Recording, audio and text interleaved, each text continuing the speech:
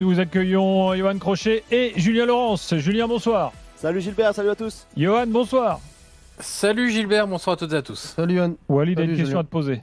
Non, je disais que l'Ajax, Lazio, là, c'est un crochet Tico, non Serie A, nouveau coach de la Lazio qui est en forme, et avec l'Ajax, Farioli. Et Daniel me disait, attends sa réponse. Mais en fait, j'étais connecté depuis 5 minutes, donc je vous ai entendu, donc c'était très très drôle. Ah d'accord, ok. C'était très très drôle. Non, c'est pas un crochet Tico. Par contre, ce que je dis depuis le début de la saison, c'est que la Lazio, c'est sans doute dans mon top 3 des équipes les plus agréables à regarder cette saison en Serie A. Ah ouais, donc et je peux te dire qu'ils sont très bons parce que ça doit lui coûter forcément d'être obligé de le dire. et c'est d'autant plus. Je vais te dire, en Italie, c'est très dire du bien de la Lazio, ça fait tellement de mal à beaucoup de gens qu'il faut vraiment qu'il soit bon pour qu'on le dise. Hein. Oh, t'exagères un peu, Daniel. Ah, qui est Lazio en Italie? Personne. À part. Comment pour remplir les stades, les mecs? Mais il n'est jamais plein le stade de la Lazio. Tu rigoles, ils veulent en construire un de 12 000 places, ils sont même pas sûrs de le remplir. D'accord. Ouais, c'est une grosse exagération, ils veulent. À Rome, à part les bergers et. Deux, trois gars qui guident les chèvres dans la montagne. Il est notable, c'est ça? Les supporters, arrête, Daniel. Non, les supporters qu'ils ont, c'est des. Ils ont des supporters. Oui. Ah non, Daniel, ne mets pas tous les supporters de la Lazio, surtout pas dans le lot que tu es en train mais tu sais d'essayer très bien que c'est la blague qu'on fait à Rome.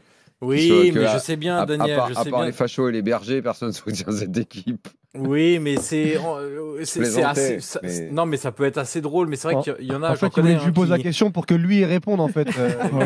Pour que lui dise tout le monde. Non, mais parce Laissez parler Johan. Les supporters de la Roma, ils disent qu'il n'y en a pas, qu'ils les cherchent partout, mais qu'ils les voient jamais, les supporters de la Lazio. On ne sait pas où ils sont. Il y a ça, il y a le fait qu'ils disent que eux, ils ont les couleurs de Rome, le nom de Rome et le symbole de Rome. Ce à quoi les supporters de la Lazio te répondent, bah oui, mais nous, on est le premier club de Rome, celui qui a été fondé avant l'autre. Donc, non, mais c'est surtout que les supporters de la Lazio, il y en a beaucoup qui sont vraiment, j'allais dire, tristes, oui, de voir que ceux qui les représentent sont les plus tarés qu'on trouve dans les stades italiens.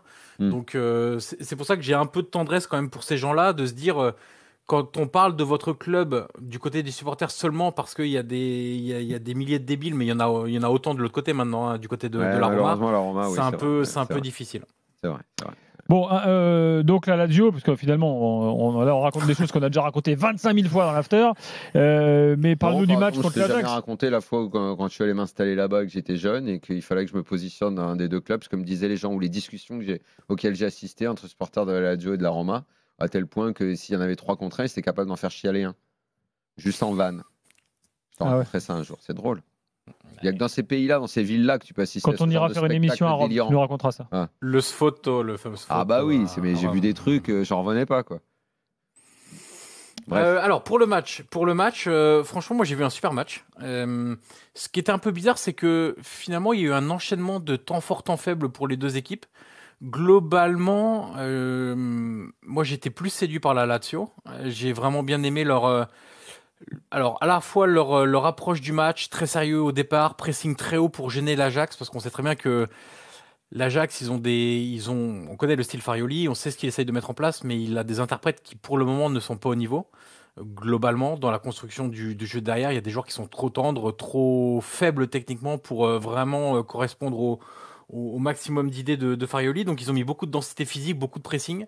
Et le premier but vient de ça. Hein. C'est une récupération de Boulaïdia sur Kenneth Taylor, transition très rapide et but de Chaouna. Donc, j'ai vraiment aimé l'approche du match de la Lazio. J'ai bien aimé les phases sans ballon. J'ai bien aimé les phases avec ballon où ils ont été beaucoup plus sur la verticalité, même s'ils ont été aussi capables. C'est une des particularités de cette équipe-là, quand même, c'est de réussir à être aussi performants dans les phases de construction du jeu lente, parce qu'ils ont des milieux de terrain. Alors ce soir, il n'y avait pas Guendouzi titulaire, il n'y avait pas tous les titulaires. Hein. Encore une fois, il a fait tourner.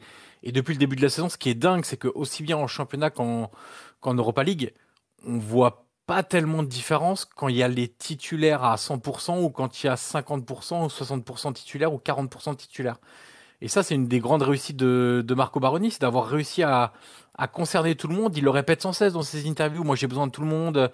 quand on lui dit tel jour il a été bon alors qu'il joue pas d'habitude, il dit ouais mais bon moi j'ai besoin d'eux, on leur donne toute la confiance nécessaire, on les inscrit dans notre projet de jeu, ils sont pas laissés sur le bord de la route, bien au contraire. Donc même ceux qui jouent le moins sont en capacité de faire la différence, et on l'a vu ce soir. Donc bien aimer la Lazio, bien aimer certaines phases de l'Ajax, mais l'Ajax à un moment donné il va falloir qu'ils mettent des ballons dans le but, hein. C'est un peu l'idée du foot, hein. Ils ont 5 grosses occasions, ils en marquent pas une, ils tapent 2 fois les montants. Mais là, tu te heurtes à un truc, hein, c'est le manque de qualité de cet effectif-là. Voilà. Un mot de la Roma avant qu'on parle de Chelsea avec Julien. La Roma qui bat Braga 3-0. Là, c'était par contre une balade, hein. Il y a pas eu, je crois qu'ils finissent à 35 tirs, la Roma. 3-0, c'est le minimum, hein. Il doit plutôt y en avoir au moins le double, sans le gardien qui fait d'abord un très bon match avant d'être expulsé.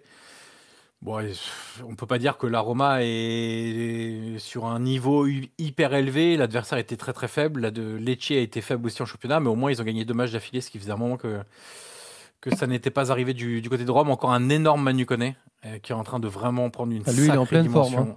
Non, puis le combo physique, technique, c'est dévastateur au milieu de J'aime de terrain. plus en plus ce qu'il fait. Ouais. Les récupérations, accélération sur 50 mètres et petit décalage pour envoyer un coéquipier au but sur une passe en profondeur ou une passe à hauteur. C'est vraiment du très très haut Il niveau. a un coup à jouer lui en équipe de France, hein. Il a et puis je pense que la Roma, je suis pas sûr qu'il réussisse à le garder très très longtemps si en tout cas il relève pas la tête au classement et qu'il se qualifie pas rapidement pour la Ligue des Champions, parce que un joueur de ce profil-là, il va être cherché un peu par tout le monde, hein. Donc gros match de Manu Koné, bon match de Pellegrini, bon match de Mats Hummels, hein. Chaque fois qu'il joue maintenant, on se demande pourquoi il jouait pas avant, parce que en lecture de jeu, en qualité de passe, en intelligence de jeu sur le terrain, il n'y a pas grand monde qui lui arrive à la hauteur. Bon match de Ndika aussi en défense centrale. Donc bon match de la Roma, adversaire très faible, qui leur permet de se replacer dans les 24, même si, attention, ça va pas être évident vu les 2 matchs qui leur restent, hein. Merci Johan. Merci à vous, messieurs. Bonne Ciao. soirée. Julien, on voulait parler de Chelsea avec toi ce soir, parce que c'est une équipe qui en ce moment fonctionne très bien. Alors on dit souvent Chelsea, comment c'est possible, l'effectif trop grand, la gestion du club, c'est n'importe quoi. En fait là, ils battent les idées reçues en brèche. Chelsea, ils ont encore gagné ce soir. Bon, alors ça, ils ont gagné au Kazakhstan, c'est une petite équipe, mais enfin bon, ils marquent plein de buts, il y a des rotations, enfin tout fonctionne. Ouais, c'est vrai que ça marche très très bien pour l'instant cette première saison pour Enzo Maresca. 58 buts marqués dans toutes compétitions confondues. Alors il marque beaucoup en Conference League parce qu'il joue contre des adversaires qui sont aussi effectivement très loin du niveau de Chelsea, même avec une équipe B. Parce qu'on l'a expliqué dans l'after l'autre jour, ils ont le gros avantage de cette saison aussi, et qui fait que cette saison pour l'instant est très positive et que le groupe vit très bien, comme le veut l'expression. C'est aussi parce qu'il y a une équipe A qui joue la Première Ligue, des Cole Palmer, des Nico Jackson, des Wesley Fofana, même si vous voulez, quand il n'est pas blessé, tout ça. Et puis une équipe B, puisque vu que l'effectif est pléthorique, l'équipe B, voire l'équipe C même ce soir, parce qu'il y avait beaucoup de jeunes encore. Astana, moins 11 degrés. Hein. Je sais pas comment on fait pour jouer au foot à moins 11 degrés, mais ça n'avait pas l'air super fun non plus. Donc maintenant, il y a des matchs à 16h, quoi, le jeudi, comme ça. J'ai regardé. Ouais, il y a un décalage horaire. un match à 16h. Et puis il fait déjà Sinon, il moins aurait 11 fait moins 25. Après, sinon, ils ne survivent plus, quoi. Mais non, c'est bien parce que tu gardes tout le monde concerné, en fait. Tout le monde est impliqué, ceux qui jouent. Alors, Mais c'est vrai qu'il y a des mecs qui voulaient carrément pas y aller. Ouais, bah oui, là je Il pense faisait que trop froid. Astana, il faisait trop froid, ouais. Et puis alors j'ai pas vu combien il y avait de supporters, mais j'ai des copains qui sont allés, parce que si tu vas pas là, tu iras jamais dans ce pays, tu vois. Donc ils se sont allés, ils sont partis 3 jours, et il y a plein de supporters de Chelsea qui sont allés pour kiffer comme ça, mais c'est bien, tu regardes tout le monde est concerné, ceux qui jouent dans l'équipe B en milieu de semaine comme ça, ils veulent marquer des points pour peut-être un moment aller bousculer la hiérarchie de l'équipe A, et l'équipe A, elle carbure très bien, on l'a dit aussi, hein. Très belle victoire le week-end dernier contre une équipe de Tottenham qui n'aiment pas ces équipes-là qui attaquent tout le temps, contre qui tu laisses trop d'espace. Donc Maresca fait du très bon travail pour sa première. Lui qui reste quand même un jeune entraîneur avec une très jeune équipe. Et pour l'instant, ils sont à 4 points du leader Liverpool. Bon, si je puis me permettre, si vous allez au Kazakhstan, allez plutôt à Almaty, magnifique ville, entourée par la montagne, à la frontière chinoise, c'est superbe. Non, mais c'est vrai que Chelsea, c'est une équipe très très plaisante.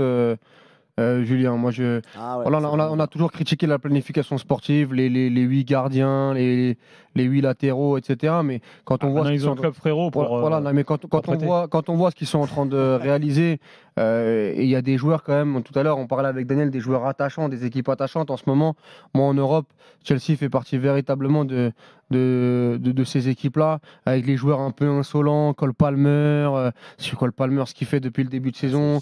Quand tu prends, j'ai vu la première mi-temps la première mi-temps de Romeo Lavia contre Tottenham avant qu'il sorte, là, c'est exceptionnel. Caicedo aussi. Ouais, Caicedo à côté, Enzo Fernandez, t'as Pedro Neto, t'as quand même des joueurs de grande qualité dans cette équipe. Et puis ouais, moi je connaissais pas trop Maresca, son boulot qu'il avait fait à Leicester en Championship. Et c'est vrai que c'est assez surprenant. Enfin surprenant. Je suis agréablement surpris par la régularité et l'aspect compétitif de Chelsea sur la dernière semaine. Bon, ben ensuite, Chelsea qui donc a peut-être enfin réussi à mettre de l'ordre et à mettre en place une Le stratégie. seul problème, c'est peut-être structure défensivement sur le avec terrain la et en blessure de Wesley Fofana. Et puis j'ai encore des doutes sur Roberto Sanchez, moi. Ouais, Sanchez, c'est le point faible, je pense, mais Jorgensen est bien meilleur et pourtant Ouais, je sais il est pas encore pourquoi il joue remplaçant pas, en championnat. Je sais pas pourquoi il joue pas. Et après, oui, c'est encore jeune. On m'a derrière. dit qu'à Villarreal, il était très bon. Je comprends pas pourquoi il joue pas. Ah, mais la semaine dernière contre Heidenheim, il est fantastique. Après, il joue en championnat, il est très bon aussi en milieu de semaine. Quand il gagne, ça va peut-être changer, mais oui, le gardien et en défense, c'est encore un peu jeune, surtout les deux centraux, Colwill, Colwill, Fofana, je trouve mais que ça Colwill, fait c'est beaucoup très bon. d'erreurs. Mais ça fait des erreurs encore, ouais, mais c'est Ouais. normal, ça fait partie aussi de. L'autre jour, vous n'avez aucun joueur de moins de 26 ans, je crois, en championnat, Ah ouais. sur les 11 titulaires. Donc Ouais, à ouais. Chelsea, c'est moins de 26 et à Strasbourg, c'est moins de 21 en fait. Ouais, après, c'est pas les mêmes résultats Ouais, quand même. c'est Pas les C'est mêmes un peu résultats. ça. Ils envoient les juniors. Ouais, parce qu'il y a une équipe qui est 14e, une équipe qui est 2e de première ligue quand même. Bah oui. Ouais. Ah, c'est peut-être la différence d'âge Différence de talent. aussi. Merci Julien. Un petit mot sur Tottenham, vite fait, parce que c'est Ah le oui, retour vas-y, d'Ange vas-y. Postecoglou Un partout à à Rangers. Glasgow. Voilà, donc lui, l'ancien entraîneur du Celtic qui va à Ibrox pour. En plus, il n'avait pas des bons résultats à l'époque où il était déjà en Écosse contre les Rangers. Et là, ils n'ont pas bien joué du tout. Il a mis un gros tacle à Timo Werner après le match, puisqu'il a sorti à la pause en disant que c'était inacceptable son niveau de jeu.